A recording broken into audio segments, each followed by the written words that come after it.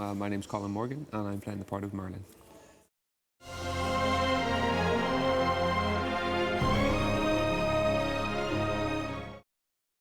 Well, I think the sort of stereotypical view of Merlin as a character has always been the old man with the grey beard, the sort of elder advisor of Arthur, and the sort of spin that we're taking on it this time is obviously Merlin in his younger days as a young boy, finding his way in life, finding his way in a new city in Camelot, and he's very much a bit of a country boy who ends up coming to this great city where. He suddenly finds out he can't use his one gift, magic. He arrives in Camelot and witnesses a horrific incident which basically makes it very, very clear to him magic's a no-go in Camelot. And so yeah, he's kind of thrown head over heels into this world and having to find out where his place is.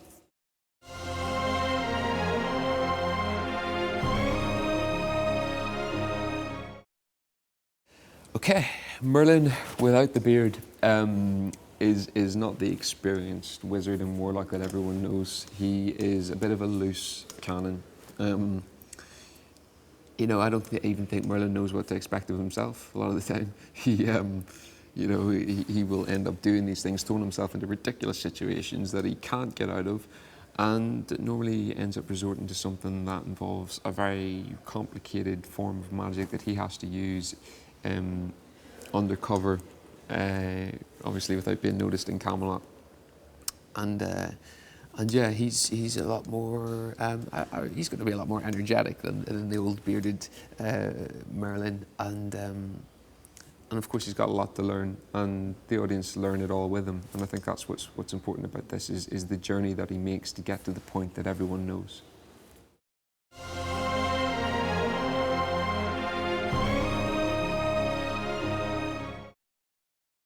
Merlin is very much, at the beginning, is extremely naive. I think he comes in and his magic is very much instinctual. And so in a situation where something requires action or some kind of something to be done, he will instinctually use magic. And I think at the beginning, in the very early stages, he just does that. He just does it, and it takes someone to go, whoa, whoa, whoa, whoa, you can't do that. You need to really stop here because you can get yourself killed. And so in the early days, it's very much understanding the boundaries, knowing where he can go, where he can't go. And I think so far, we're coming up on episode 7, 8, and 9 at the minute. He's definitely very much matured in that respect and able to sort of manage those boundaries, know where he can go, and also being comfortable with Gaius as well. Their relationship has definitely become a lot more relaxed. As I say, in the very first few episodes, it was quite sort of awkward. So yeah, maturing as a young man and as a young magician, I think.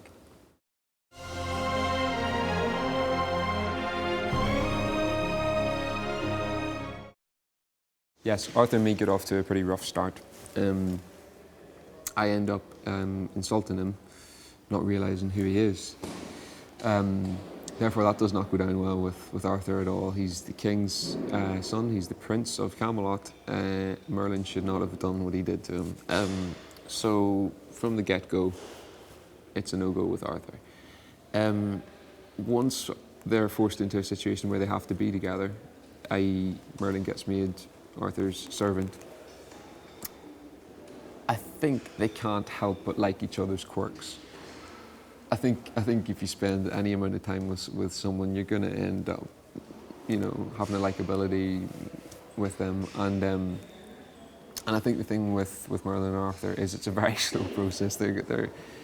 Arthur will not give Merlin many chances for what he did in the first place, and he's his servant. There's a status thing going on the whole time. But what's nice is that we're getting to a stage where Merlin is really, really trying to be his friend. He really wants to be his friend, and Arthur doesn't often give him many chances. He may do. I hope he does.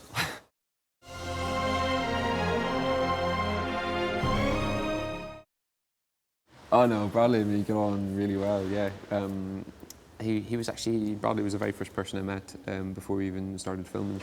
So But it's been great fun on set actually when we've got scenes together. I think we've got a very similar kind of. Sometimes I think we've got a similar way of working. You know, we tend to focus very steadily on what we're doing, and can have a bit of fun with it as well. So yeah, we're getting on well.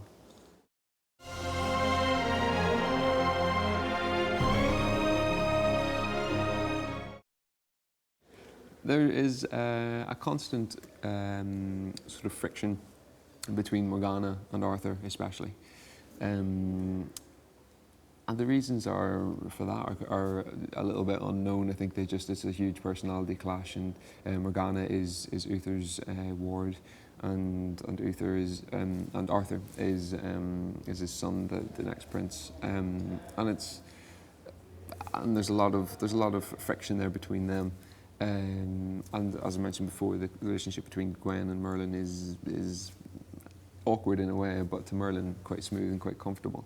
And in terms of power, I think there's elements that will become clear later in the series that the women do have a lot of power. I won't say anything much more about it, but there's a lot of elements that will become clear later on in the series.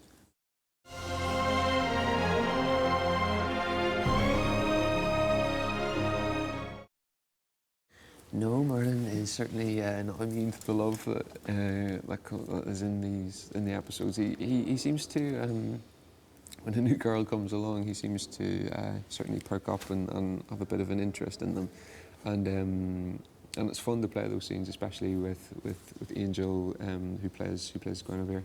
There's a lot of sort of comic sort of misunderstandings between those two characters, and then there's the love that Merlin can never have, which is Morgana, and there's a lot of that going on, and it's it's good fun to sort of see how they'll develop as well. I don't know whether I'm right or not, but doesn't Gwen rather fancy you, and you don't quite get the picture? That's more or less it. Yeah, there's a lot of the misunderstanding between Gwen and Merlin is that she is sort of idolizes Merlin in a way, and Merlin's sort of like, yeah, Gwen's my buddy. So, but yeah, that's great fun.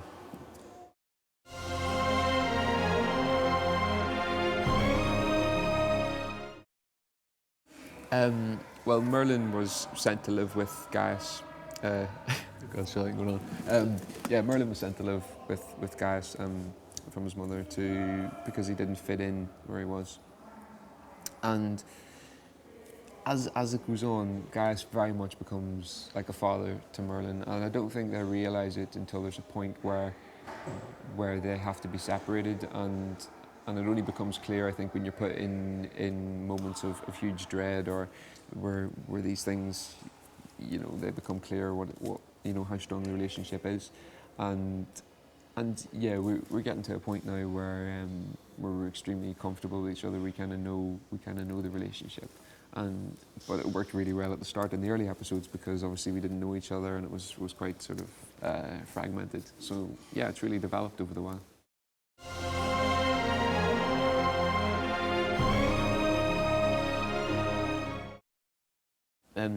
But yeah, there's so much variety. I mean, within an episode of, you know, CGI stunts that you have to do, followed by dramatic scenes, followed by talking to a green ball. I mean, those kind of challenges are something which you know, it takes a while to get used to.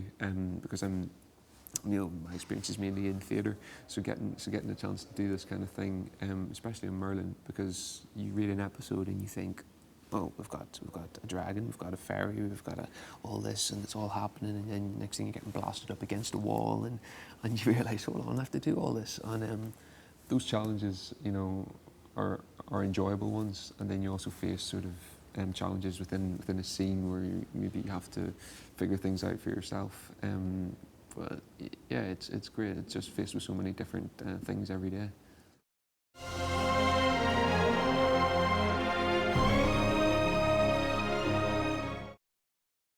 Well, I was very excited to get to do my first stunt because it was my first stunt on this show, first stunt ever, really.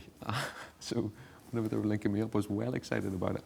And but It wasn't painful. It was fine because they had like padded the wall and all that. So, but yeah, I was well excited to get to do it because I remember Jeremy, the director, was one of the very first things he said to me. And he came up, he said, you know that scene that we've got in episode 7, with stuff you get put up against the wall. I'm thinking, you know, you should do that yourself. I was like, yeah, I want to do it, definitely. So, so yeah, it was great to get a chance to do that.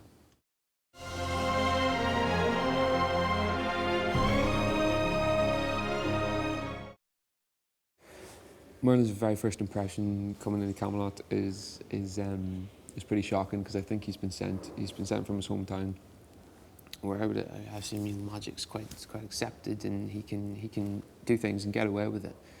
And he comes into Camelot for the first time with the idea that he can be free, he can get a bit lost maybe in this world and do what he wants to do.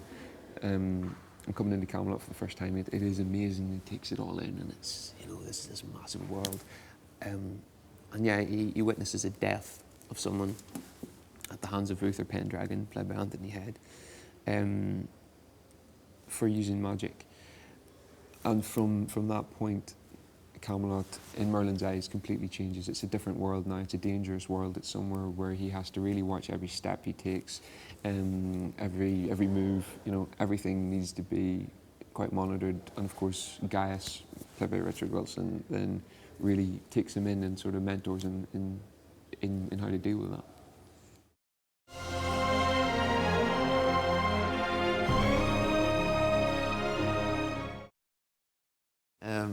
Well, it's funny because there's a lot of action sequences within this series that I don't often get to be a part of. I'm normally, you know, and it looks really cool. The action sequences look brilliant there, and often I won't get a chance to see the payoff of what I'm doing until all the CGI and special effects have been added in. But I guess one of my favourite bits has been creating a fire that shoots across the ground that burns at night. And that's pretty fun to do because I could actually see it happening. Whereas a lot of the times whenever I do magic, I'll be doing it and I have to kind of imagine what it's doing. So for me, so far, the ones that I can see happening have been the best for me.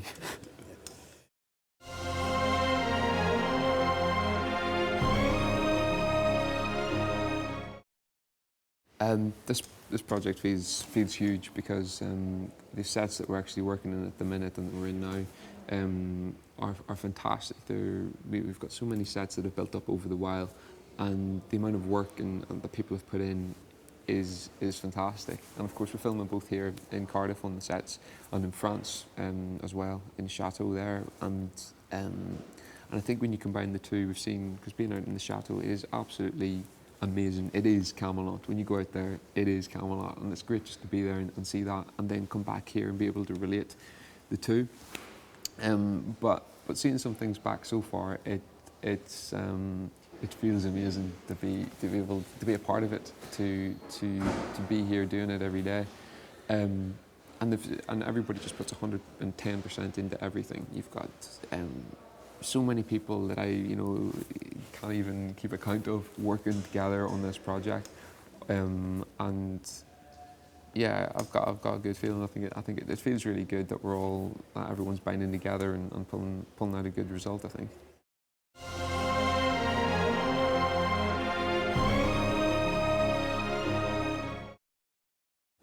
Well, so far we've had the dragons, kind of a regular thing that we have. We've had griffins, we've had snakes, huge snakes.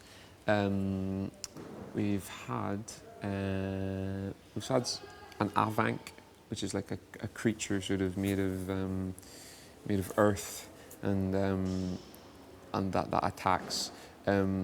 But there's a whole host of creatures that are coming out that they just create, and it's amazing to see the sort of imagination of the writers coming up with it, then the art department creating them, then the costume people and the CGI people and this, and it builds till you get this, like the likes of what's over there at the minute, which is this she elder, which is like a big evil fairy that some guy has spent 5 hours in prosthetics doing. and you see it and you go, that whole process was completely worth it.